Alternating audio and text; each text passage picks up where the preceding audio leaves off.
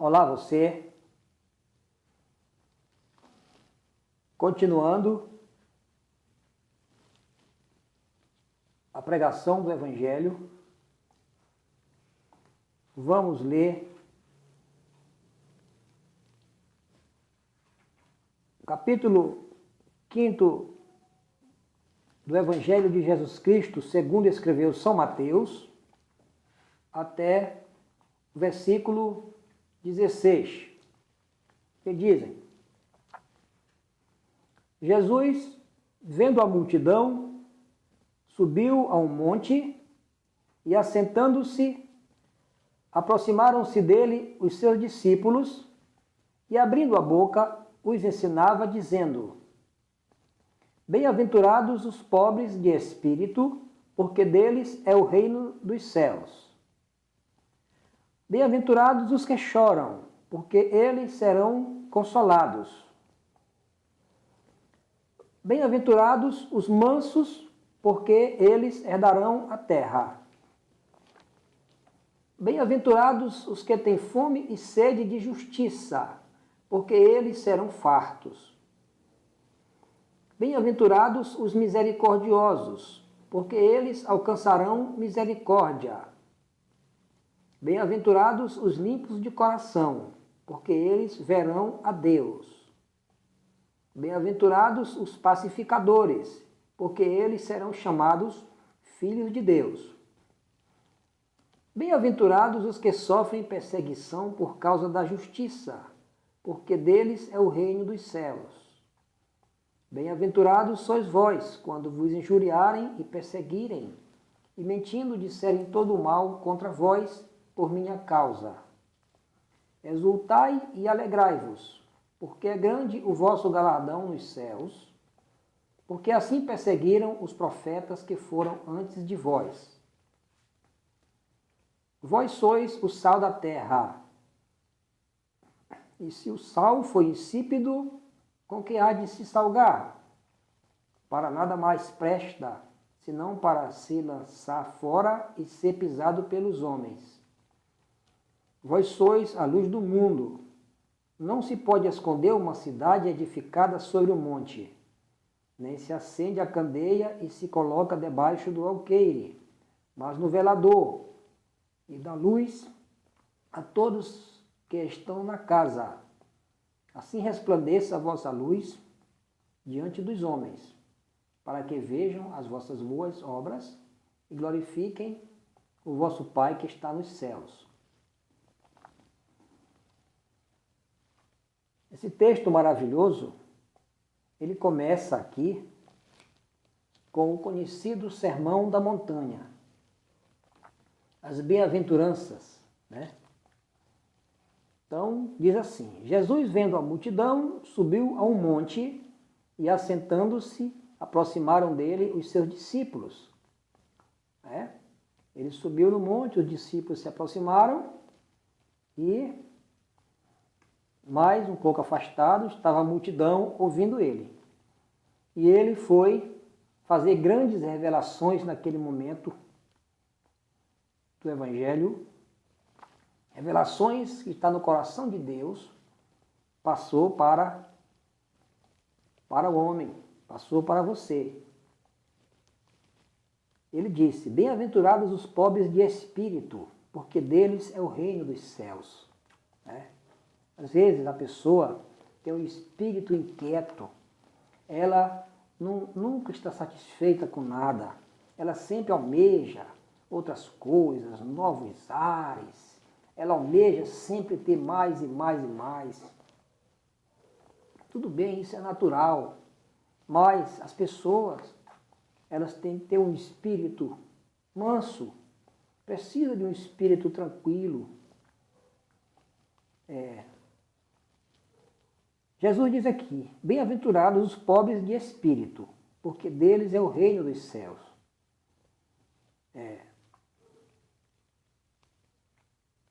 O versículo 4: Bem-aventurados os que choram, porque eles serão consolados. Tem tanta gente que chora, tanta gente que é injustiçada, tanta gente que sofre, que não vê saída. por nenhum lado, não vê saída. Mas aqui tem uma palavra forte, poderosa de Jesus que diz: bem-aventurados os que choram, porque eles serão consolados. A melhor coisa para quem está chorando é o consolo. Jesus te promete, neste momento, se você está chorando, Ele está dizendo: felizes os que choram, bem-aventurados os que choram, porque eles serão consolados. Versículo 5. Bem-aventurados os mansos, porque eles herdarão a terra. Numa ótica humana, na visão humana, a terra é um bem, é um fator de produção. A terra sempre foi disputada, a terra sempre foi procurada, a terra sempre foi desejada. E neste mundo, as pessoas conseguem a terra com muita soma de dinheiro, muita soma de esforço, outros conseguem terra com violência. Mas o ensino de Jesus, ele fala diferente. Ele diz aqui: bem-aventurados os mansos, porque eles herdarão a terra. Os mansos herdarão a terra, né? Versículo 6. Bem-aventurados os que têm fome e sede de justiça, porque eles serão fartos. Nós sabemos que a humanidade, ela, em função do pecado que tem em nós, somos pecadores, a humanidade ela não é justa. A humanidade clama por justiça, a humanidade sabe que precisa de justiça, sabe que precisa das coisas corretas. Mas o mundo, diz a Bíblia, jaz no maligno. Então, muitos têm fome e sede de justiça, são injustiçados durante a sua vida diária, são injustiçados pela concorrência desleal, são injustiçados pela decisão, pelas prioridades de governos. Outros não prestigiam a distribuição da riqueza do mundo para todos. Outros prestigiam a concentração da riqueza de todos na mão de poucos, de maneira que muitos são injustiçados. Mas Jesus, ele revela aqui na sua palavra e diz: bem-aventurados os que têm fome e sede de justiça, porque eles serão fartos. É preciso nós crermos na palavra do Senhor. Crermos na palavra do Senhor e fazermos a nossa vida de maneira que estejamos colocando os ensinos dessa palavra nas nossas práticas diárias. Versículo 7. Bem-aventurados os misericordiosos, porque eles alcançarão misericórdia. Se todas as pessoas fossem misericordiosas, não existia sofrimento no mundo, não existia necessidade do mundo. Se cada um que tem posses ajudasse o próximo proporcionalmente às suas posses, não existia necessidade no mundo, não existia miséria. Aqui diz: bem-aventurados os misericordiosos, porque eles alcançarão misericórdia. Às vezes eu posso fazer um bem, mas não posso me esquecer que eu também preciso que alguém faça um bem por mim. Por isso que ele diz: os misericordiosos alcançarão misericórdia. Versículo 8. Bem-aventurados os limpos de coração, porque eles verão a Deus. Aqui Jesus foi mais espiritual, por assim dizer, na minha interpretação. Ele revelou uma verdade muito mais profunda. Ele falou de ver a Deus, da pessoa ver a Deus. Deus é santo, Deus é poderoso. Não se pode ver a Deus quem está vivendo em pecado. Né? Mas ele disse quem é que vê a Deus. Bem-aventurados os limpos de coração. Porque o nosso coração, a própria Bíblia diz, quem conhece o coração? Né? Tem um ditado que diz, quem vê cara não vê coração. Então, o coração do homem é o centro do seu entendimento. Esse coração aqui não é o coração de carne, mas é o coração como centro do entendimento. Seu corpo, sua alma, o seu espírito, o seu entendimento, os seus sentimentos. Ele disse, bem-aventurados os limpos de coração, porque eles verão a Deus. Para ver a Deus tem que estar com o coração limpo. Ou seja, não pode ter sujeira no coração. Versículo 9. Bem-aventurados os pacificadores, porque eles serão chamados filhos de Deus. Os pacificadores são aqueles que contribuem para a paz. É o contrário daqueles que incitam a guerra, daqueles que procuram se beneficiar independente se outras pessoas estão sofrendo. Então, mas os pacificadores são aquelas pessoas que muitas vezes, para não ter guerra, para não ter briga, elas deixam de angariar alguma vantagem. O importante para elas é não ter briga, é não ter divisão. Por isso que Jesus disse aqui, bem-aventurados os pacificadores, porque eles serão chamados filhos de Deus. Versículo 10. Bem-aventurados os que sofrem perseguição por causa da justiça, porque deles é o reino dos céus. Tem pessoas que lutam em favor da justiça, em favor do seu próximo, e essas pessoas, o Senhor não se esqueceu delas. Ele diz aqui, bem-aventurados os que sofrem perseguição por causa da justiça, porque deles é o reino dos céus. A Bíblia diz, em outra parte, tudo que o homem semear, isso também ceifará. Né?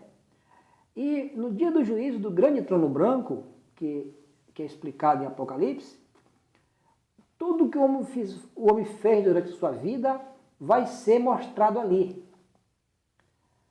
Mas para aqueles que sofrem perseguição por causa da justiça, para aqueles que buscam a justiça, isso é bom, porque vai ser mostrado as suas obras. E aqui Jesus diz, bem-aventurados os que sofrem perseguição por causa da justiça, porque deles é o reino dos céus. Versículo 11. Bem-aventurados sois vós quando vos injuriarem e perseguirem e mentindo disserem todo mal contra vós por minha causa. Exultai e alegrai-vos, porque é grande o vosso galardão nos céus, porque assim perseguiram os profetas que foram antes de vós. Jesus falando para os seus seguidores, para os seus discípulos, né, que ele ia subir e ia deixar os discípulos continuando a sua missão de pregar o evangelho da salvação, porque este evangelho aqui, ele salva o homem que segue ele. Né? Então muitos discípulos iam pregar o evangelho, iam ser perseguidos. Por que perseguidos? Porque eles estavam ensinando a verdade, ensinando as pessoas a amar a Deus. Eles iam ensinar as pessoas a ser pobre de espírito, a não ter um espírito ambicioso, né? A ter um espírito contrito, um espírito de paz, a ser manso, a ser procurar a justiça, ser justos, a ser misericordiosos. Eles iam continuar ensinando os homens a serem limpos de coração, né? Ensinando as pessoas a ser pacificadores. Então, quando ele dizia isso nas pessoas assim, alguém poderia ficar chateado com eles, e persegui-los, como perseguiram Paulo e Silas, lá na cidade de Filipos, quando ele expulsaram o demônio de uma jovem. Então prenderam Paulo e Silas, bateram, colocaram na prisão. Jesus aqui fala para os discípulos: exultai e alegrai-vos, porque é grande o vosso galardão nos céus, porque assim perseguiram os profetas que foram antes de vós.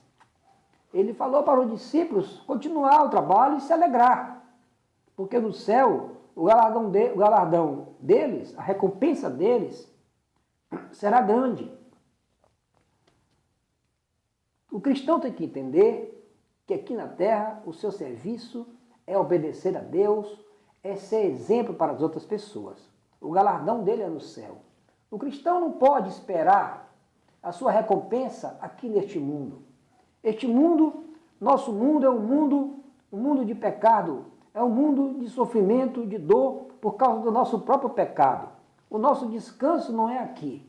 Não se pode buscar a glória, porque a glória é de Deus, é para Deus. Não se deve. O cristão tem que saber que ele tem aqui uma missão de ser exemplo para o seu próximo. Como Jesus mesmo disse aqui, versículo 13: vós sois o sal da terra. E se o sal for insípido, com que se há de salgar? A missão do cristão é ser sal, ou seja, o sal, ele dá gosto para a comida, ele impede que a carne apodreça. Essa é a função do sal. E o cristão, ele traz a palavra de Deus para o homem, que é para o homem entender qual é a vontade de Deus para ele, homem, e abandonar as práticas do pecado e agora se voltar para Deus. E se o sal for insípido, com que se há de salgar? Né? Para nada mais presta, senão para se lançar fora e ser pisado pelos homens. Vós sois a luz do mundo. Olha que responsabilidade do cristão. Ser a luz do mundo. Quando as pessoas olharem para o cristão, ela tem que ver no cristão o reflexo da palavra de Deus. Tem que ver no cristão que ele é um representante de Deus. É uma pessoa que está a serviço do Senhor. É uma grande responsabilidade e um privilégio. Vós sois a luz do mundo. Não se pode esconder uma cidade edificada sobre um monte, nem se acende uma candeia e se coloca debaixo do alqueire, mas no velador, e dá luz a todos que estão na casa. Assim é o cristão. Ele é cristão e onde ele chega, as pessoas sabem que eles são cristãos, né? Pela sua vida, pelo seu procedimento nos seus negócios, pelo seu trabalho, né? Aí ele diz: assim resplandeça a vossa luz diante dos homens, para que vejam as vossas boas obras e glorifiquem o vosso Pai que está nos céus. Ou seja, Jesus veio porque ama o mundo. Deus ama o mundo, ama o homem, né? Tudo aqui o Senhor estava preparando discípulos para que eles continuassem trazendo a mensagem para os homens. O importante é que os homens fossem salvos. O importante é que os homens façam a sua obrigação, porque o homem foi feito para glorificar a Deus. Só o fato do homem existir já é glória para Deus, porque um ser tão inteligente como um homem, imagem e semelhança de Deus, é motivo do homem glorificar a Deus e todo o universo, toda a natureza glorificar a Deus pela presença do homem. E Deus ama esse homem. Por isso que ele diz: discípulos, assim resplandeça a vossa luz diante dos homens, para que estes homens vejam as vossas boas obras e glorifiquem o vosso Pai que está nos céus. Então receba esta palavra neste momento, para que o Senhor te alegre, te fortaleça e que essa palavra haja trazendo vida e alegria e paz e santidade para a tua vida. Neste momento eu vou orar por você. Meu Deus, Eu te agradeço por esse momento tão feliz. Eu te agradeço por esta palavra que eu preguei aqui. Senhor, eu te agradeço porque eu também aprendi. Obrigado por esta oportunidade, Senhor. Eu te peço uma bênção por esta pessoa, Senhor, neste momento que está assistindo. Meu Deus, eu te peço, Senhor, que essa palavra, Senhor, penetre na sua vida e lhe dê alegria, Senhor. E essa palavra faça, Senhor Deus, cumpra com o objetivo dela na vida desta pessoa, para que esta pessoa se alegre, te glorifique e reconheça como o Salvador da sua vida. Eu te agradeço, meu Deus, e te peço estas bênçãos, em nome de Jesus. Depois continuaremos.